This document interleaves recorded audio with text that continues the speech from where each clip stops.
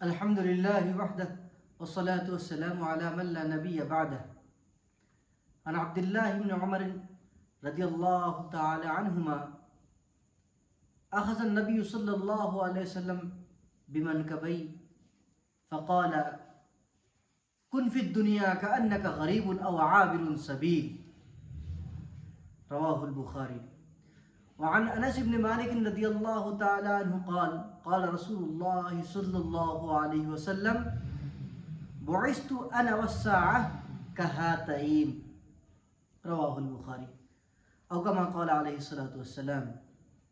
حاضرین محترم، ذرا بات کر لے زندگی کی حقیقت کے بارے میں. اگر انسان کی حقیقت کے بارے میں دریافت کیا جائے تو سائنس کا جواب الگ، قدیم سائنس کا جواب الگ، منطقیوں کے ہاں اس کا جواب الگ، اور عام زندگی میں اس کا جواب الگ ہے. لیکن انسان کی زندگی کی حقیقت کیا ہے؟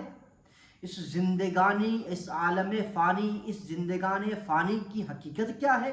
اس کے متعلق اگر بات کی جائے تو بہت ہی عجیب معاملہ ہے کہ آپ علیہ الصلاۃ والسلام فرماتے ہیں، حضرت انس بن مالک رضی اللہ تعالیٰ عنہ سے روایت ہے، بخاری کی حدیث ہے، آپ فرماتے ہیں کہ میں اور قیامت کے درمیان میں جو بھیجا گیا ہوں، یعنی آج سے تقریباً قریب 1500 سال پہلے آپ علیہ الصلاۃ والسلام کی بعثت ہوئی ہے، تو آپ فرماتے ہیں میرے اور قیامت کے درمیان میں ڈسٹینس کتنا ہے یا فرق کتنا ہے، وہ یوں کر کے بتایا کہ ہاتین، 2 انگلیوں کے درمیان میں.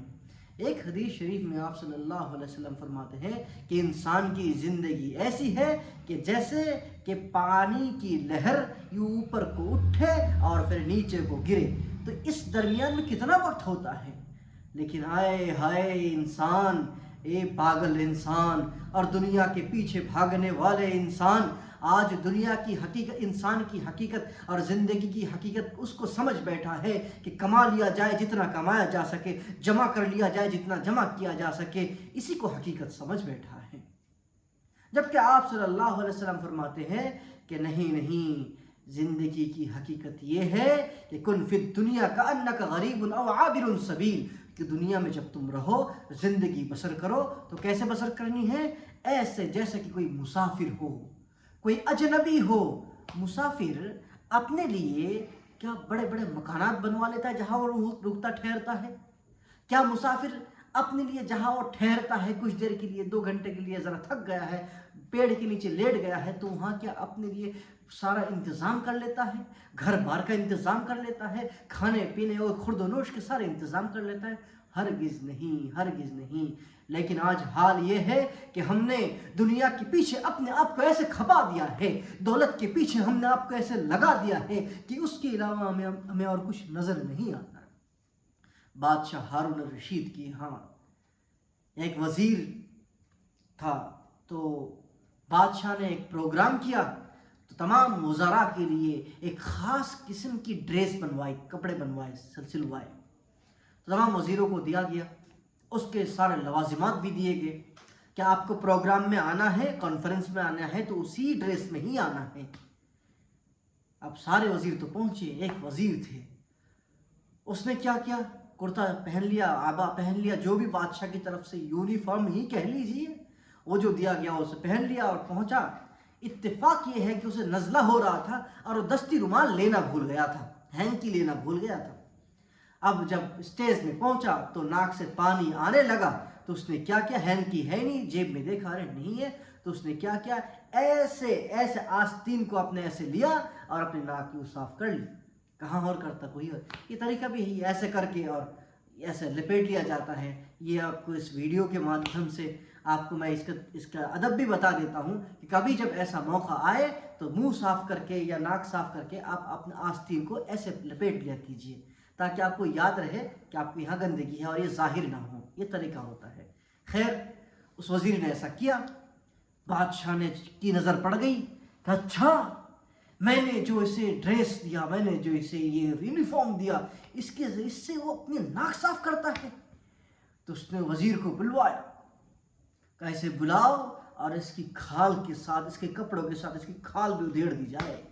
تو وزیر یوں بھاگا اور صفوں کو چیرتا ہوا بھاگا جا رہا ہے، پھاڑتا ہوا بھاگا جا رہا ہے اور آواز لگا رہے، زندگی کی حقیقت معلوم ہو گئی، زندگی کی حقیقت معلوم ہو گئی، یوں نعرہ لگاتا ہوا جا رہا ہے۔ کسی نے روکا، کیا بات ہے، زندگی کی حقیقت کیا معلوم ہوئی ذرا بتاؤ؟ کہا معلوم یہ ہوئی ہے کہ آج بادشاہ نے مجھے ایک جوڑی کپڑا دیا اور اس کپڑے سے میں نے اپنی ناک صاف کی تو بادشاہ کو برداشت نہ ہوئی، بادشاہ نے یہ حکم اور فرمان جاری کر دیا کہ اس کے کپڑوں کے ساتھ اس کی کھال بھی ادھیڑ دی جائے، اور میرے رب نے جو مجھے یہ ڈریس عطا کیا ہے، مجھے جو یونیفارم عطا کیا ہے، اور اس سے تو میں کتنا کچھ کرتا رہتا ہوں، میرا رب تو کبھی نہیں کہتا، کبھی ناراض نہیں ہوتا، کبھی حکم جاری نہیں کرتا کہ اس کی کھال ادھیڑ دی جائے۔ آئے ہائے آئے ہائے، یہ ہے زندگی کی حقیقت، یہ ہے زندگی کی حقیقت۔ کہاں جا رہے ہو؟ فائن المفر، کہاں بھگے جا رہے ہو؟ اب بھی سمجھ نہیں آیا؟ آؤ واپس آؤ۔ شانتی کہاں؟ یہاں۔ اطمینان کہاں؟ یہاں۔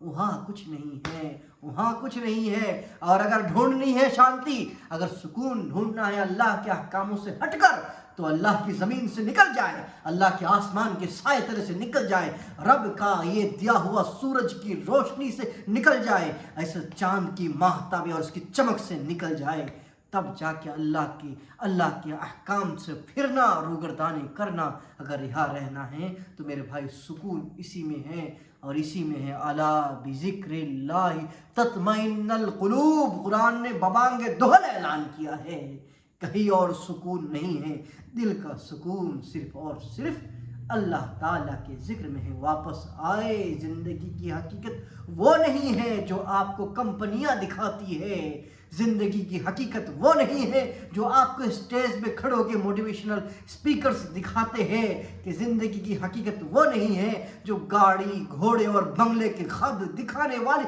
کمپنیاں اور لوگ آپ کے ساتھ کرتے ہیں۔ حقیقت وہ نہیں ہے، زندگی کی حقیقت یہ ہے کہ قیامت اور میں ان دو انگلیوں کی طرح ہے، کوئی فرق نہیں ہے، لہٰذا یہاں سے گزرنا ہے تو ایک اجنبی کی طرح، ایک مسافر کی طرح، ایک ریلوے پلیٹ فارم کی طرح۔